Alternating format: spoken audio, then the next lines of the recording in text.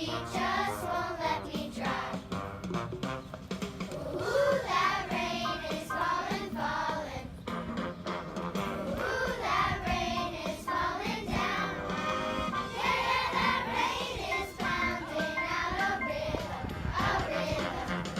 My feet will beat it on the ground. Oh, I can't stand still under those raindrops. I cannot stand still in the sky. Oh, when that rain is pounding a rhythm, my feet won't let me. My feet, my feet, my feet won't let me dry. Won't dry, won't dry.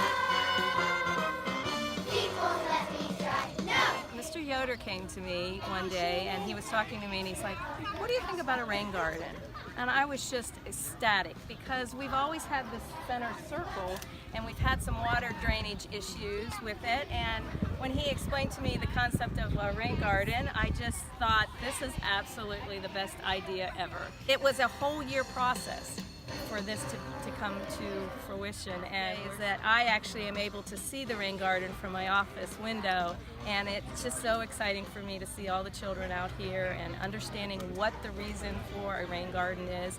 We have a lot of Mother's Nature classroom activities out here. She explains it. They walk through the process of a rain garden, and so it's just been a wonderful opportunity and a great business partnership for our schools and our community. So I come in 5 times a year for each grade level, and we work on things that the teachers are doing in the classroom, but we bring it outside and give hands-on examples for the kids to learn from, and every grade level has been able to utilize the rain garden already this year.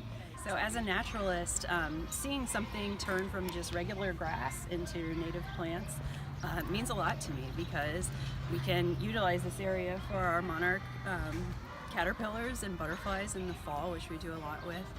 You can't do that with just regular grass. So it's been really neat to see the community come together, everybody pitching in just a little bit to make something really fantastic happen.